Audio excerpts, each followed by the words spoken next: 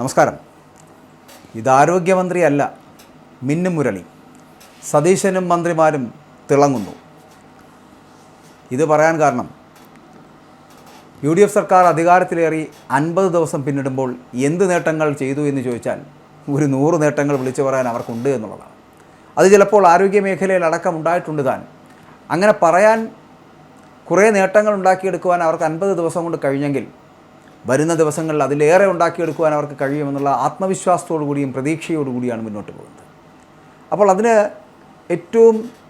അതിനോടൊപ്പം ചേർന്ന് നിൽക്കുന്ന ഒരു കാര്യം ഇപ്പോഴത്തെ ആരോഗ്യമന്ത്രിയുമായി ബന്ധപ്പെട്ടുവരുന്നത്. സതീശൻ മുഖ്യമന്ത്രി അദ്ദേഹത്തിൻ്റെ എല്ലാ തരത്തിലുള്ള പ്രവർത്തനങ്ങൾ വളരെ കൃത്യമായിട്ട് നടപ്പിലാക്കുന്നുണ്ട്, നടന്നു പോകുന്നുണ്ട്. UDF സർക്കാർ അതിൽ ഞാൻ ആദ്യം സൂചിപ്പിച്ചല്ലോ, മന്ത്രിമാരൊക്കെ തിളങ്ങി മുന്നോട്ട് പോകുന്നൊരു ഘട്ടം തന്നെയാണിത്. അതിനല്ല എന്ന് പറയപ്പെടില്ല. ഈ ഒരു സർക്കാർ അധികാരത്തിലേറുമ്പോൾ ആ സർക്കാരിനെക്കുറിച്ച് നമുക്ക് അവരോടുള്ള രാഷ്ട്രീയപരമായിട്ടുള്ള പക അവരുടെ ഈ ഭരണപരമായിട്ടുള്ള നൈപുണ്യത്തിൽ ഉണ്ടാക്കി അവരത് കാണിച്ച് മുന്നോട്ട് പോകുമ്പോൾ അതിനെ എതിർക്കാൻ വേണ്ടി മാത്രമാകരുത്. പകരം അവർ ചെയ്യുന്ന നന്മകളെ, നല്ല കാര്യങ്ങളെ പോസിറ്റീവായിട്ട് ചിന്തിച്ചിട്ട് അതിനെ വളരെ പോസിറ്റീവായിട്ട് തന്നെ അവതരിപ്പിക്കുവാനൊരു ശ്രമം നടത്തണം. എങ്കിൽ മാത്രമേ നമ്മുടെ ഈ സംസ്ഥാനത്തിന്, നമ്മുടെ രാജ്യത്തിന് അത് ഗുണമുണ്ടാകുകയുള്ളൂ. നല്ലതിനെ നല്ലതെന്ന് പറയാൻ കഴിയുന്നില്ല. പകരം എല്ലാത്തിലും രാഷ്ട്രീയം കലർത്തുകയാണെന്നുണ്ടെങ്കിൽ അതൊരിക്കലും ഒരു നല്ല സമൂഹത്തിനെ വാർത്തെടുക്കാൻ കഴിയില്ല എന്നുള്ളതാണ്. ഇവിടെ സതീശൻ എന്ന് പറയപ്പെടുന്ന ആളിനോട് നമുക്കൊരിക്കലും ആഭിമുഖ്യമുള്ളതുകൊണ്ടോ അല്ലെങ്കിൽ VD സതീശൻ മുഖ്യമന്ത്രി ആയതുകൊണ്ട് ഈ രാജ്യത്ത് തേനും പാലും ഒഴുകുമെന്ന് പറയുന്നതുകൊണ്ടോ അല്ല, അല്ലെങ്കിൽ അങ്ങനെ വിചാരിച്ചിട്ടുമല്ല. പക്ഷേ അദ്ദേഹത്തിനെക്കുറിച്ച് ഈ രാജ്യത്തെ ജനങ്ങൾക്ക് വലിയ പ്രതീക്ഷയുണ്ട്. ആ പ്രതീക്ഷ നിലനിർത്തി മുന്നോട്ട് പോകുമ്പോൾ അദ്ദേഹത്തിനും സപ്പോർട്ട് ചെയ്യുവാൻ സമൂഹം തയ്യാറാകണം എന്ന് മാത്രം. അപ്പോൾ അങ്ങനെയല്ല, ഭരിച്ചു തുടങ്ങുമ്പോഴേ അദ്ദേഹത്തിനെതിരെ ആയുധങ്ങൾ ഉപയോഗിക്കുകയും ഒളിയമ്പുകൾ ചെയ്യുകയും ചെയ്ത് അദ്ദേഹത്തിനെ താഴെ ഇറക്കാൻ നടക്കുന്ന പരിപാടി അതൊരിക്കലും ശരിയല്ല എന്നുകൂടി പറയട്ടെ. ഒപ്പം ഓരോ മന്ത്രിമാരും അവരുടെ മേഖലയിൽ തിളങ്ങാനുള്ള ഒരവസരവും നമ്മൾ കൊടുക്കണം. അതിലേറ്റവും മിടുക്കൻ മുരളി തന്നെയാണ്, മുരളീധരൻ, ആരോഗ്യമന്ത്രി. അതിന് അദ്ദേഹത്തിന് ഇപ്പോൾ ഒരു ഫേസ്ബുക്ക് പോസ്റ്റ് വന്നിരിക്കുന്നത്. അത് മറ്റാരുമല്ല, നമ്മുടെ ആരോഗ്യമന്ത്രിയെ പ്രശംസിച്ചുകൊണ്ട് എത്തിയിരിക്കുന്ന ഹാരിസ് ചിറക്കലാണ്. വളരെ നന്മ നിറഞ്ഞ തീരുമാനം, ബഹുമാനപ്പെട്ട മിനിസ്റ്റർക്ക് അഭിനന്ദനങ്ങൾ എന്ന് പറഞ്ഞുകൊണ്ടൊരു ഫേസ്ബുക്ക് പോസ്റ്റ് അദ്ദേഹം ഇട്ടിട്ടുണ്ട്. പുലയനാർക്കോട്ട ആശുപത്രിയിൽ മെഡിസിൻ OP തുറന്ന നടപടിയിൽ ആരോഗ്യമന്ത്രി മുരളീധരനെ പ്രശംസിച്ചുകൊണ്ട് ഡോക്ടർ ഹാരിസ് ചിറക്കൽ എത്തുമ്പോൾ തിരുവനന്തപുരം മെഡിക്കൽ കോളേജ് ആശുപത്രിയിലെ തിരക്ക് കുറയ്ക്കുവാനും രോഗികളെ തറയിൽ കിടത്തുന്ന ഒഴിവാക്കാനുമായിട്ടാണ് പുലയനാർക്കോട്ട ആശുപത്രിയിൽ OP തുറക്കുന്നത് എന്നുള്ളതാണ്. വളരെ നന്മ നിറഞ്ഞ തീരുമാനമാണ്. മെഡിക്കൽ കോളേജിലെ ചില ഡിപ്പാർട്ട്മെൻറ്റുകൾ വേണമെങ്കിൽ അങ്ങോട്ട് മാറ്റാൻ കഴിയുമെന്ന് കൂടി ഈ നമ്മുടെ ഹാരിസ് ചിറക്കൽ പറയുന്നുണ്ട്. ഹാരിസ് ചിറക്കലിനെ എല്ലാവർക്കും അറിയാം. കഴിഞ്ഞ സർക്കാരിൻ്റെ കാലത്ത് ഇത്രയേറെ പഴികേട്ട മറ്റൊരു ഡോക്ടറും അവിടെ ഇല്ലായിരുന്നു. തിരുവനന്തപുരം മെഡിക്കൽ കോളേജിൽ സ്ഥല സൗകര്യം പരിമിതമാണ് എന്നുള്ളത് എല്ലാവർക്കും അറിയാം. പുതിയ കെട്ടിടങ്ങൾ നിർമ്മിക്കുവാനോ വാർഡുകൾ നിർമ്മിക്കുവാനോ സ്ഥലമില്ല. 3 വർഷങ്ങൾ മുമ്പ് 250 ബെഡുകൾ ഉണ്ടായിരുന്ന ബിൽഡിംഗ് ഇടിച്ചു കളഞ്ഞതോടെയാണ് തിരക്ക് ഇത്ര തീവ്രമായത്. ഇപ്പോൾ ഇവിടെ ഈ പുലയനാർക്കോട്ട ഒരു ക്ഷയരോഗ ആശുപത്രിയാണ്. ധാരാളം സ്ഥലം അവിടെ ലഭ്യമാണ്. ചില ഡിപ്പാർട്ട്മെൻറ്റുകൾ തന്നെ വേണമെങ്കിൽ അങ്ങോട്ട് മാറ്റാൻ കഴിയുന്ന തരത്തിലുള്ള സംവിധാനങ്ങളുണ്ട്. ജനറൽ ആശുപത്രി, തൈക്കാട് ആശുപത്രി ഇവയൊക്കെ മെഡിക്കൽ കോളേജുകളാക്കി മെച്ചപ്പെടുത്തുന്നത് ഒരുപാട് രോഗികൾക്ക് സഹായമാകുന്ന ഒരു പ്രക്രിയ കൂടിയാണ് എന്നുകൂടി പറയേണ്ടിയിരിക്കുന്നു. ആ ഒരു കാലഘട്ടത്തിൽ ആരോഗ്യമന്ത്രി ചെയ്തു വെച്ച ചില കാര്യങ്ങൾ നന്മയുള്ളതാണ് എന്ന് പറയുന്നു. അതാണ് ഹാരിസ് ചിറക്കൽ തൻ്റെ ഫേസ്ബുക്ക് പോസ്റ്റിൽ കുറിച്ചു വെക്കുന്നത്. അതിങ്ങനെയായിരുന്നു: വളരെ നന്മ നിറഞ്ഞ തീരുമാനം, അവശരായി വരുന്ന ജനങ്ങൾക്ക് കിടക്കാൻ വൃത്തിയുള്ള ഒരു സ്ഥലം, ഒരു ബെഡ്, ശ്വാസതടസ്സവും മാരകമായിട്ടുള്ള രോഗങ്ങളും മരണഭീതിയും വേദനകളുമായി പ്രധാന ആശുപത്രികളിൽ നിന്ന് റെഫർ ചെയ്തു വരുന്നവരെ കട്ടിലിൻ്റെ അടിയിൽ തള്ളുന്നതും വരാന്തയിൽ ഏതോ കോണിൽ തള്ളുന്നതും പൊറുക്കാനാകാത്ത തെറ്റാണ്. എന്തായാലും കൃത്യമായ നടപടികളുണ്ടത് പരിഹരിക്കാൻ ശ്രമിക്കുന്ന ബഹുമാനപ്പെട്ട മിനിസ്റ്റർക്ക് അഭിനന്ദനങ്ങൾ.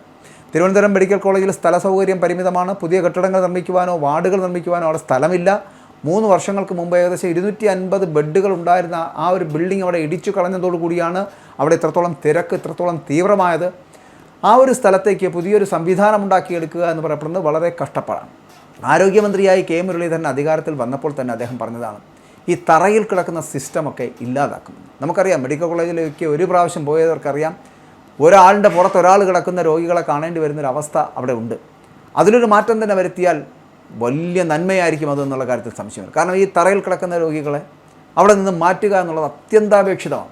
അപ്പോൾ അതിനാണ് ഇവിടെ ഇപ്പോൾ ഈ പുലയനാർക്കോട്ട പോലെ ഒരു സ്ഥലത്ത്, പുലയനാർക്കോട്ടയിൽ ഈ പറയുന്ന പോലെ ഒരു ക്ഷയരോഗ ആശുപത്രിയാണ് എന്നാണ് പറയപ്പെടുന്നത്. ഈ ക്ഷയരോഗ നിർമ്മാർജ്ജനമൊക്കെ നടക്കുന്ന ഒരു കാലഘട്ടത്തിൽ പുലയനാർക്കോട്ട ഒരു ആശുപത്രിയായിട്ട് നിലനിൽക്കുന്നു എന്ന് മാത്രം. അവിടെ ആൾക്കാരില്ല.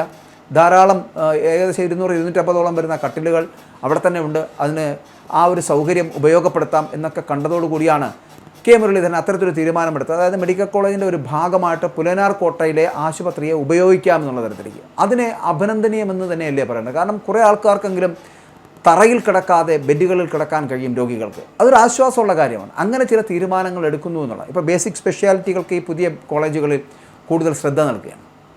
ഇപ്പോൾ തിരുവനന്തപുരം മെഡിക്കൽ കോളേജിൽ സൂപ്പർ സ്പെഷ്യാലിറ്റി വിഭാഗങ്ങളുണ്ട്. അതിൽ cardiology, neurology, nephrology, oncology, plastic surgery, cardiac surgery, urology വിഭാഗങ്ങൾ, മറ്റൊന്ന് ട്രാൻസ്പ്ലാന്റേഷൻസ് വിഭാഗം, ഗാസ്ട്രോ വിഭാഗം, ഇൻഫെർട്ടിലിറ്റി, ജനിതക രോഗങ്ങൾ, എൻഡോക്രൈനോളജി, പിന്നെ ഈ ക്യാൻസർ സർജറി, റോബോട്ടിക്സ് തുടങ്ങിയ വിഭാഗങ്ങൾക്കെല്ലാം കൂടുതൽ ഊന്നൽ നൽകുന്ന ഒരു സംവിധാനത്തിലേക്ക് എത്തുകയാണ്. വളരെ വേഗം മുന്നേറുന്ന ആധുനിക ചികിത്സാ രീതികൾ സാധാരണ ജനങ്ങൾക്ക് ലഭ്യമാകുന്ന നടപടികൾ അതാണ് സ്വീകരിക്കപ്പെടേണ്ടത്. അത് നമ്മുടെ ആരോഗ്യമന്ത്രി ഇനി ശ്രദ്ധിക്കേണ്ട ഒരു വിഷയമാണ്. ഓരോ തീരുമാനങ്ങളും ഓഫീസുകളിലെ ചുവപ്പ് നാടയിലും ആ ചുവപ്പ് നാടകളിൽ അകപ്പെട്ട് ഇഴഞ്ഞു പോകാതെ വേഗത്തിൽ നടപ്പിലാക്കുവാനുള്ള മാർഗ്ഗങ്ങൾ സ്വീകരിക്കുവാൻ ബഹുമാനപ്പെട്ട ആരോഗ്യമന്ത്രിക്ക് കഴിയണം. അത്തരത്തിൽ തന്നെയാണ് ഹാരിസും അഭിപ്രായപ്പെടുന്നത്. അത് പൊതുജനങ്ങളുടെ ഒരു അഭിപ്രായം കൂടിയാണ്. അത്തരത്തിൽ ജനങ്ങൾക്ക് മുന്നേറാൻ കഴിയുന്ന, ജനങ്ങൾക്ക്, രോഗികൾക്ക് പെട്ടെന്ന് അവർക്ക് രോഗചികിത്സകൾ ലഭിക്കാൻ കഴിയുന്ന തരത്തിലേക്കുള്ള സംവിധാനങ്ങൾ ഉണ്ടാക്കണം. എല്ലാ വിഭാഗങ്ങളും ജനങ്ങൾക്കും അവിടെ വന്ന് കയറുവാൻ കഴിയണം. അതായത് എന്തെങ്കിലും ഒരു ആശുപത്രി എന്ന് പറയുന്നതിനപ്പുറം ഈ ആശുപത്രിയിൽ അതായത് സർക്കാർ പൊതു ആരോഗ്യ കേന്ദ്രങ്ങൾ, ആ പൊതു ആരോഗ്യ ഇടങ്ങളെന്ന് പറയപ്പെടുന്നത് സാധാരണ ജനങ്ങളുടെ അവരുടെ ആശാകേന്ദ്രങ്ങളായി മാറണം. ഇവിടെ ബാക്കിയുള്ള പഞ്ചനക്ഷത്ര ഹോസ്പിറ്റലുകളുണ്ട്. അവിടെ പോയി ലക്ഷങ്ങളും കോടികളും മുടക്കി ചികിത്സകൾ നടത്താൻ കഴിയാത്ത പാവങ്ങളായ ജനങ്ങളെ കണ്ടെത്തുവാനും ആ ജനങ്ങൾക്കൊരു ആശ്വാസമാകുവാനും ഈ സർക്കാരിന് കഴിഞ്ഞാൽ അത് ഒരു തിലകക്കുറി തന്നെയാണ് എന്ന് പറയാതിരിക്കാൻ കഴിയില്ല. അതിലേക്കുള്ളൊരു യാത്രയാണ് ഈ 50 ദിവസം കൊണ്ട് ഇപ്പോൾ കെ മുരളീധരൻ്റെ ഈ ആരോഗ്യ വകുപ്പിൽ നടന്നുകൊണ്ടിരിക്കുന്നത്. അത് ശ്ലാഘനീയമാണ്. അതിനെ അഭിനന്ദിക്കുക തന്നെ വേണം. അപ്പോൾ അത്തരത്തിൽ ജനങ്ങൾക്ക് ഉപകാരപ്രദമാകുന്ന തരത്തിലുള്ള പദ്ധതികൾ നടപ്പിലാക്കട്ടെ. ആരോഗ്യമേഖല എന്ന് പറയപ്പെടുന്ന, പലപ്പോഴും ഈ ആരോഗ്യ വകുപ്പ് എന്ന് പറയപ്പെടുന്ന ആരും ചിലപ്പോൾ കൈകാര്യം ചെയ്യാൻ ഇഷ്ടപ്പെടാത്തൊരു വകുപ്പാണ്. കഴിഞ്ഞ മന്ത്രിസഭയുടെ കാലത്ത് വീണ ജോർജിനെ നിർത്തിപ്പൊരിച്ച ഒരു വകുപ്പ് കൂടിയായിരുന്നു അത്.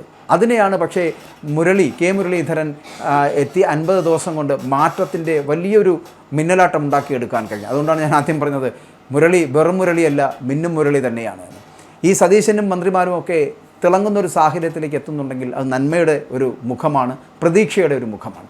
അത്തരത്തിൽ പ്രതീക്ഷിക്കുന്ന തരത്തിലേക്ക് അവർക്ക് എത്താൻ കഴിയട്ടെ. UDF അങ്ങനെ ചെയ്താൻ കഴിഞ്ഞാൽ 5 വർഷമല്ല 10 വർഷം വരെ ഭരിക്കുവാൻ ഇവർക്ക് കഴിയുമെന്നുള്ള കാര്യത്തിൽ തർക്കമില്ല. അപ്പോൾ അതിനു വേണ്ടിയിട്ടുള്ള എല്ലാ തരത്തിലുമുള്ള സഹായങ്ങൾ ചെയ്തു കൊടുക്കേണ്ടത്, അല്ലെങ്കിൽ അവരോടൊപ്പം സഹകരിക്കേണ്ടത് ഇവിടുത്തെ പൊതുജനങ്ങളാണ്.